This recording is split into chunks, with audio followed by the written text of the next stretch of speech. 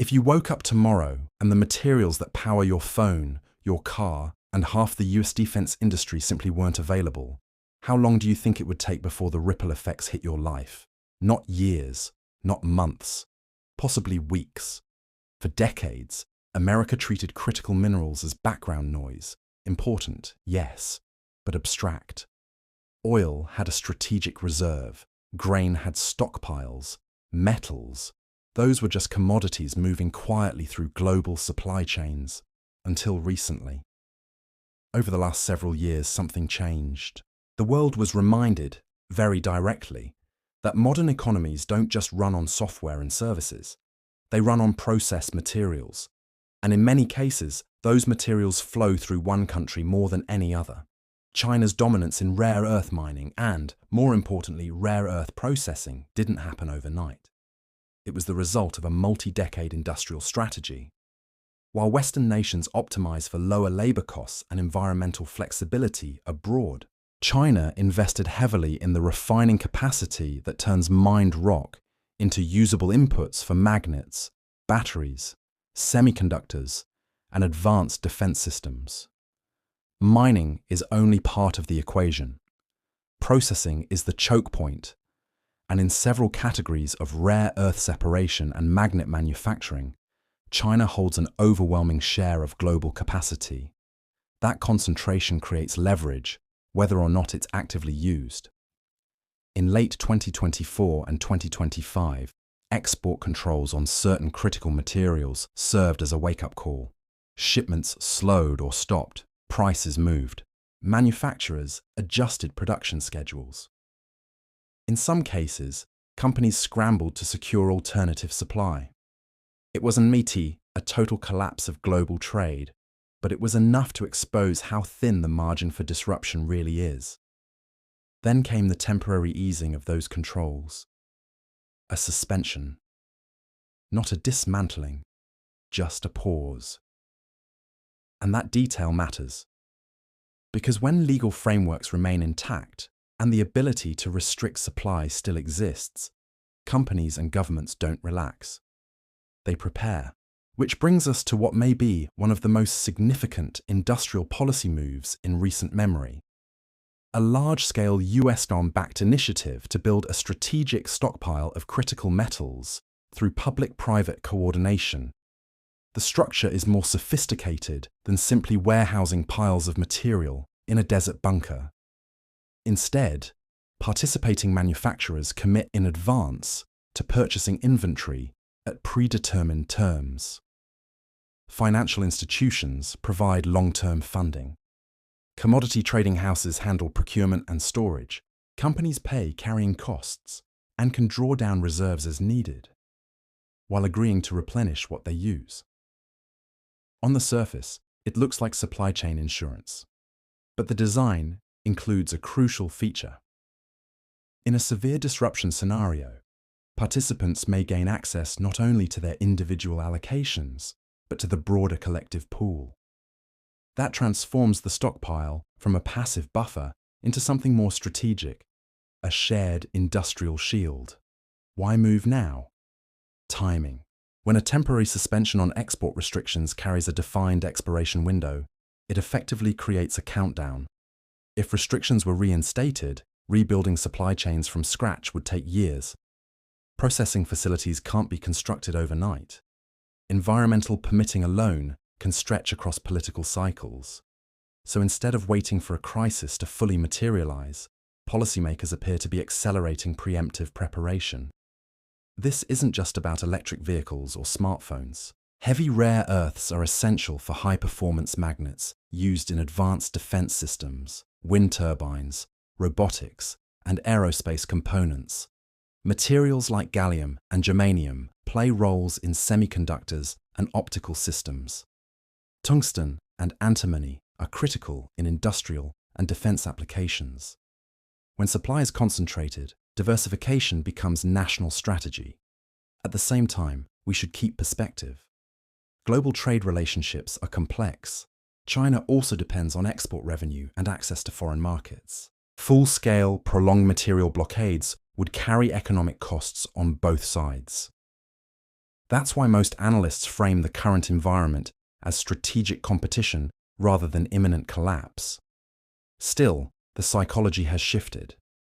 For years, efficiency was the primary objective of globalization. Lowest cost won. Just-in-time inventory minimized waste. Redundancy was seen as inefficiency. Now resilience is back in fashion. Stockpiling metals is not a growth story in the traditional sense. It doesn't produce flashy quarterly earnings headlines. It doesn't generate viral tech demos. It's quiet, structural risk management, the kind that only becomes visible when it's missing.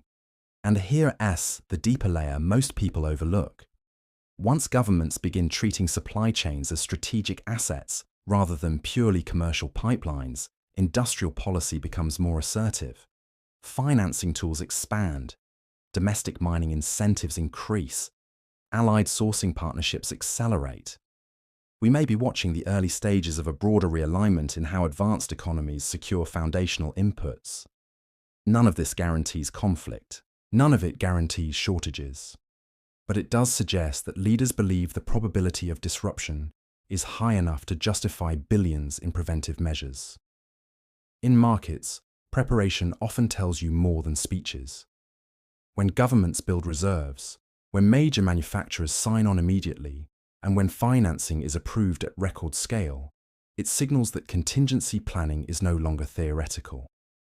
We're re-entering a period where control over processing capacity may matter as much as control over resources themselves.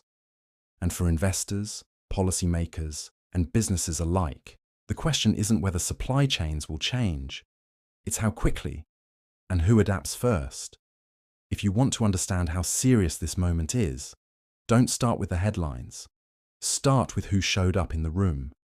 When a program like this launches and the CEOs of General Motors, Boeing, and major industrial players are physically present on day one, that's not symbolic. That's strategic. These are companies whose supply chains stretch across continents, whose products depend on everything from copper wiring to rare earth magnets. They don't rearrange procurement strategies on a whim. The participant list reads like a cross-section of the modern economy. Automakers, aerospace giants, advanced materials firms, semiconductor-linked manufacturers, battery suppliers, even large technology companies through their parent entities. That diversity tells you something important. This isn't about one niche metal or one industry. It's about the raw inputs that quietly sit inside almost everything.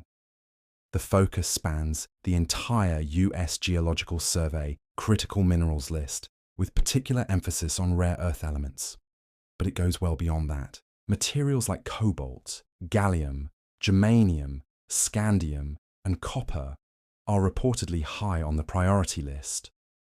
Copper, especially, is interesting. It's not rare in a geological sense, but demand projections tied to electrification, grid expansion, and electric vehicles have raised concerns about future supply tightness. When policymakers flag copper alongside rare earths, they're signaling that scale matters as much as scarcity. And then the story takes a turn most casual observers miss. The United States isn't just building a stockpile, it's taking ownership stakes.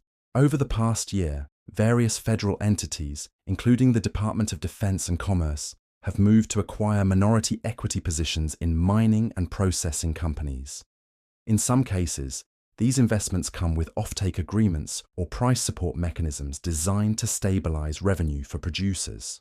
In others, the government gains priority access to future output. This is not traditional laissez-faire industrial policy. It resembles a more hands-on approach often associated with countries that treat resource security as a core national strategy. Some commentators have described it as a shift toward strategic capitalism, where the state doesn't replace the market, but it actively shapes it. Equity stakes in rare earth miners, lithium developers, smelting joint ventures, and even overseas deposits suggest a multi-layered approach. There are domestic projects aimed at expanding processing capacity inside US borders. There are partnerships with allied nations to diversify supply chains. and there are efforts to secure access to resources in politically stable jurisdictions. It's worth pausing here for perspective. Mining is not software. You can't scale it in quarters. According to widely cited industry research, bringing a new mine from discovery to production can take well over a decade in many developed countries. Permitting, environmental reviews, infrastructure, financing. It's a slow, capital-intensive process. So critics have raised valid questions. Is a multi-billion-dollar stockpile enough when spread across dozens of metals? In highly liquid markets like copper, would government buying meaningfully move the needle? And if global supply is already tight in certain niche minerals, where exactly does incremental inventory come from without pushing prices higher? Those are fair concerns. There's also the timeline issue. Building smelters and processing plants can take years. Even accelerated efforts may not produce meaningful domestic capacity until the end of the decade.